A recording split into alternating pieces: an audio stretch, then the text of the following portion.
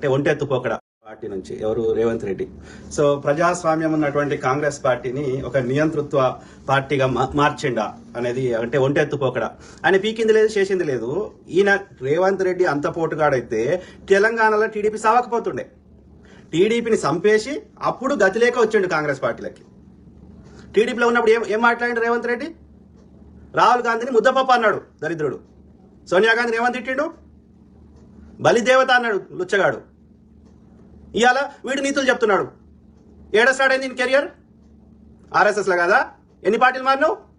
బీఆర్ఎస్లోకి పోయినావు, బీఆర్ఎస్లోకి వెళ్ళి ఈ యొక్క ఏది టీడీపీలోకి పోయినావు. టీడీపీ తెలంగాణకు వ్యతిరేకంగా రానాయన తెలంగాణ ఉద్యమం అప్పుడే టీడీపీలోకి వెళ్ళి బయటకు వచ్చేదండి నువ్వు.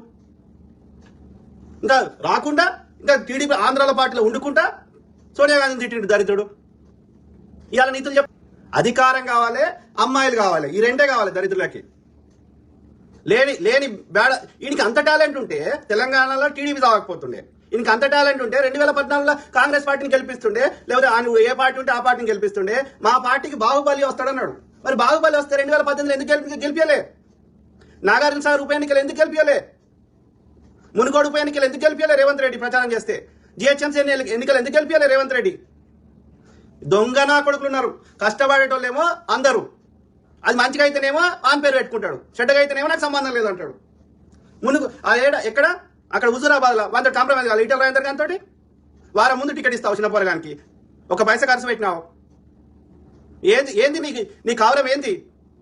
కాంగ్రెస్ పార్టీకి పునాదులు వేసిన వాళ్ళు యొక్క మొత్తం డే 1 నుంచి కష్టపడ్డాలనేమో పీక్ పారేస్తావు. వాడు కాంగ్రెస్ పార్టీకి బద్ద వ్యతిరేకించిన వాడు కాంగ్రెస్ పార్టీ కార్యకర్తలు బట్టలు తీసుకొని కొడతా అన్నానికేమో నువ్వు ఇలా పదవులు ఇస్తావు. ఆలోచించగలుగుతున్నారా? ఇవాళ ఏది బీఆర్ఎస్లో వాళ్ళని వ్యతిరేకించిన వాళ్ళకి మళ్ళీ పిలిచి నువ్వు టికెట్లు ఇస్తే వాడు ఎట్లా గెలుస్తారా? రంజిత్ రెడ్డి ఎట్లా గెలుస్తాడు చెప్పు? అట్లనే ఈ యొక్క వానికి మొన్న ఎన్ని వేల ఓట్లు వచ్చినాయి? 30,000 ఓట్లు వచ్చినాయి, 40,000 ఓట్లు వచ్చినాయి ఆడ మెదక్ల నీలం ముదిమాదరాజు. ఇప్పుడు గెలుతాడా? ఆడు దానమయ్య గెలుతాడా? కాదు. మైనంపల్లి హనుమంతరావుకు మెదక్లో కానీ లేకపోతే ఈ మల్కాజ్గిరిలో టికెట్ ఇస్తే గెలకపోనా? ఆడు శ్యామల కిరణ్ కుమార్ రెడ్డి గెలుతాడా? భువనగిరిలో కోమారెడ్డి వాళ్ళ ఫ్యామిలీ కోరికని ఇస్తే గెలకపోనా? లేకపోతే మెదక్ల జగ్గారెడ్డి కుటుంబ సభ్యులకు కానీ లేకపోతే ఇది కాటా శ్రీనివాస్ గౌడ్కి ఇస్తే గెలకపోనా? పెద్దపల్లిలో వేరే వాళ్ళకి కాంప్రమైజ్ చేసి వాళ్ళకి టికెట్ అనౌన్స్ చేయొద్దా? అరే ఇంత ఎవరు కష్టపడలేదా? రేవంత్ రెడ్డి ఒక్కడే కష్టపడ్డా? అంత పోటుగాడా? ఎన్నేళ్ళ నుంచి కష్టపడ్డారా జడ్సన్ బ్రదర్? అరే ఆయనకు హ్యాండిక్యాప్డ్ అయిందే పార్టీ కోసం కష్టపడడం వల్ల.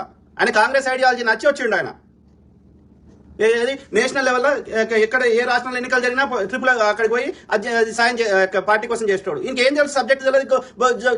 ఇప్పుడు చూడు, ఈ అద్దంకి దగ్గర పోతాడు, టీవీల ముందు పోతాడు, ఎవ్వడు చూడాడు. సామా రామ్మోహన్ రెడ్డి పోతాడు, ఆయనకేమో రెడ్డి అని చూస్తే వానికి ఏ డిస్క్రిషనరీ పవర్ ఉందని వానికి రెడ్డి అంటే సామా రామరెడ్డి అనేటువంటి పదవి ఇచ్చినావు. సోషల్ మీడియా ఇంకో ఇన్ఛార్జ్ అని ఇస్తావు. ఈ నిజంగా కష్టపడేటోనేమో మాదిగోళ్ళని ఇచ్చేస్తావా? సామా రామ్మోహన్ రెడ్డి అనేటోడు చెప్తే ఎవడు చూస్తాడు? ఎవడు చూడు. వానికేమో పదవి ఇస్తావు. ఏదంటే జై రేవంత్ రెడ్డి అంటే పదవి ఇస్తావు. లేదు నిజం మాట్లాడుతూ ఉన్నట్టు మాట్లాడితే ప్రజల తరఫున మాట్లాడితే వాళ్ళు శిక్షిస్తావు. దరిద్రుడా. ఆర్టీఐ లేచి ప్రతి అంశం మీద డేటాతోటి ఆధారాలతో మాట్లాడితే ఇప్పుడు ఇంతమంది టీవీలో ఎందుకు పిలుస్తారు? ఎందుకు చూస్తారు? జడ్సన్ అన్న మాట్లాడితే ఎందుకు చూస్తారు? మిగతా గాడి కొడుకు మాట్లాడితే ఎందుకు చూడరు? ఎందుకంటే సబ్జెక్ట్ మాట్లాడతాడు, ఆధారాలతో మాట్లాడతాడు, నాలెడ్జ్ పర్సన్.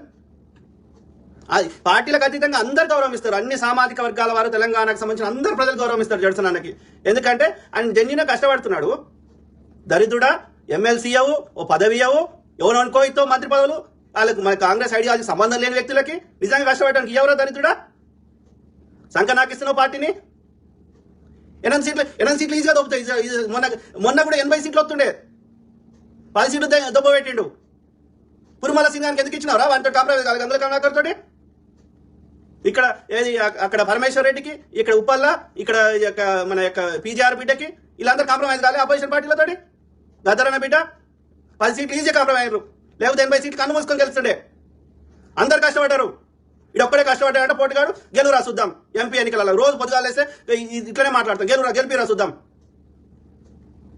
దరిద్రుడా. బీజేపీ రాష్ట్రం ఎట్లా పాడైనారా?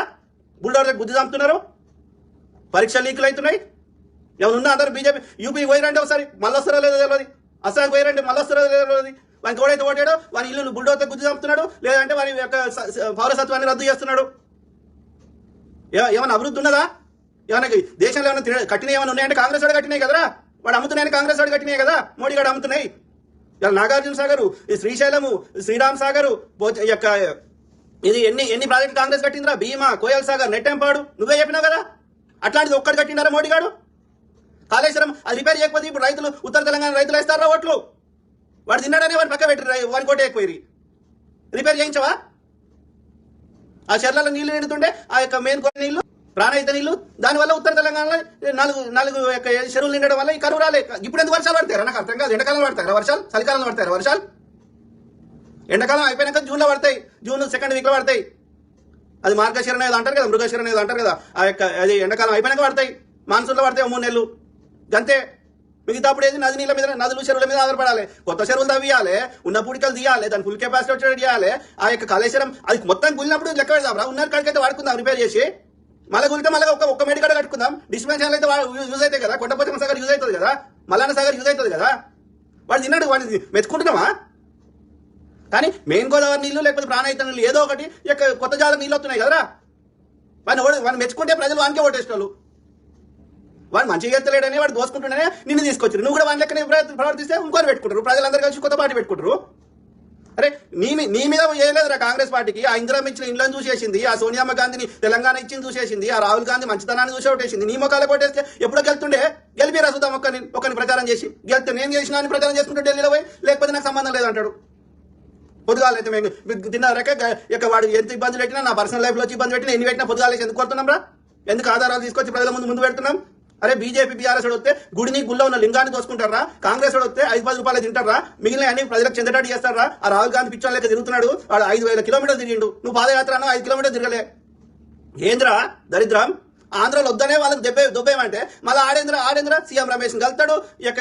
ఇప్పుడు జడ్సన్ బ్రదర్ చెప్తున్న ప్రకారం అయితే ఏంది కొత్త ఇది అమర్ రాజా బ్యాటరీకి వ్యతిరేకంగా కొట్లాడుతుండే. ఆయన కొట్లాడుతుంటే ఏం పేరు అంటే గల్లా జయదేవ్ అనేటోడు ఫోన్ చేసిండంట రేవంత్ రెడ్డికి. ఫోన్ చేసి ఈయన మీద ఏమైనా చర్యలు తీసుకో అంటే ఇటు మా పార్టీకి సంబంధం లేదని షోకాజ్ ఇది సస్పెండ్ చేసిండంట.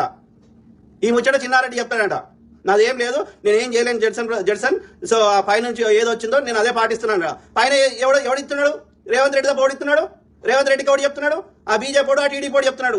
తోలు తీస్తాం గాడి కొడుకులారా. అరే పొండ్రా అని వదిలేసి ఉమ్మంటే టీడీపీ నా కొడుకులకి ఏం పని మీకు తెలంగాణలో? వాడు బీజేపీ మంచిగా కరెక్ట్గా పెడుతున్నాడు. మీకు ఆ జగన్ గారిని గెలిపేయడానికి మీతో పొత్తు పెట్టుకున్నాడు. లేని బీజేపీని ఆంధ్రాలో లేపుతున్నారు, లేని పవన్ కళ్యాణ్ ఆంధ్రాలో లేపుతున్నారు. మీకు గతంలో టీడీపీకి వేద్దాం అనుకున్న ముస్లిమ్స్ కానీ, మైనారిటీలు కానీ, క్రిస్టియన్స్ కానీ ఎవరు టీడీపీకి అడిగి ఇప్పుడు, ఎందుకంటే వాడు బీజేపీతో పొత్తు పెట్టుకున్నాడు. కాబట్టి టీడీపీని భూస్థాపితం చేపిస్తుంది బీజేపీ. బీజేపీకి నీ నోటు ఏమైతుందా? ఓటుకు నోటు అయితే ఎవడు ఇస్తలేట్రా పైసలు? ఎవడు వంచలేదురా? ఏ పార్టీ వంచలేదురా? అన్ని ఆధారాలు ప్రతి పార్టీ ఉన్నాయి. వాడు ముఖ్యమంత్రిని తీసుకోయే లోపలే వాటే హేమంత్ సోరెన్ వేసిండు, ఇప్పుడు కేజ్రీవాల్ వేసిండు. వాడిని ఇష్టారాజ్యం చేస్తున్నాడు. అదే బీజేపీ పార్టీ కండో కప్పుకుంటే ఏ కేసులు అన్ని కేసులు మాఫీ. వాడు ప్రజాస్వామ్యం కూని చేస్తుండని ప్రపంచమంతా కోడే కూస్తున్నది. ఒక మన దేశమే కాదు, అమెరికా, జర్మనీ, అనేక దేశాలు, యునైటెడ్ నేషన్స్, ఐక్యరాజ్య సమితి అంటే అన్ని దేశాల యొక్క కలయిక. అది అన్ని దేశాలు, ప్రపంచ దేశాలన్నీ తిడుతున్నాయి వాని మోడీ గారిని. అరే దొంగ నా కొడుక, వాళ్ళు ఒక్కరే తప్పు చేసిరా? వాడు 5 రూపాయలు తింటే నేరం అంటున్నావు, నువ్వేమో లక్షల కోట్లు దోసుకుంటున్నావు. ఇదెంతవరకు కరెక్ట్? 5-10 రూపాయలు తింటే తప్పు కాదురా, దానికి కూడా చట్టబద్ధం చేస్తే పీడవుతుందిరా. ఈడొచ్చి వాడిని ప్రతిపక్షాన్ని లేకుండా చేయడం ఇబ్బంది పెట్టడం వద్దురా అని చెప్పి నేను ఎన్నోసార్లు మొత్తుకున్నా. ఈడీ, సుప్రీంకోర్టు, హైకోర్టు, ఇంకా ఏమేమి ఉన్నాయి, మహిళా కమిషన్, ఇవన్నిటికీ కావాల్సిన డైరెక్టర్లని ప్రభుత్వం నియమించకూడదు, ప్రజలే డైరెక్ట్ ఎన్నుకోవాలి. గ్రాడ్యుయేట్లు ఎమ్మెల్సీని ఎట్లయితే ఎన్నుకుంటారో ప్రజలే ఎన్నుకుంటారు.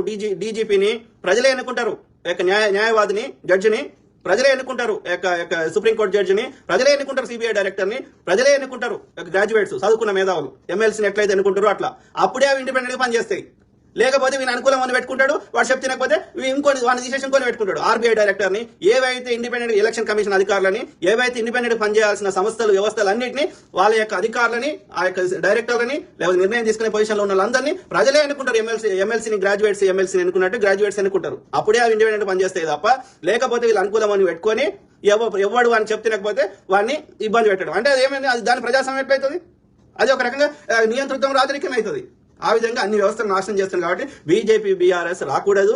ఐడియాలజీ పరంగా కాంగ్రెస్, సోనియా గాంధీ, ఇందిరాగాంధీ, నెహ్రూ గారు వాళ్ళని చూసి మేము సపోర్ట్ చేస్తున్నాం కానీ ఫలానా రేవంత్ రెడ్డిని చూసి మేము support చేస్తలేం.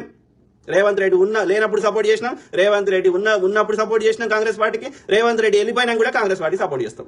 We support the ideology, not the జనాలు. వ్యక్తులు వస్తారు పోతారు కానీ ఐడియాలజీ సావదు. అర్థమైందా? రేవంత్ రెడ్డి ఒళ్ళు జాగ్రత్త పెట్టుకో, నిజంగా కష్టపడిన వాళ్ళని గుర్తించు. పిచ్చి ఈ యొక్క బీజేపీ బీఆర్ఎస్ వాళ్ళు దోసుకుంటే తప్ప ఏం లేదు. ప్రజలకు నష్టం జరుగుతుంది. మేము కొట్లాడుతుంది ప్రజల కోసం. అర్థమైందా? మాకేం పదవులు అడుగుతలేం, పైసలు అడుగుతలేం. గుర్తుపెట్టుకో.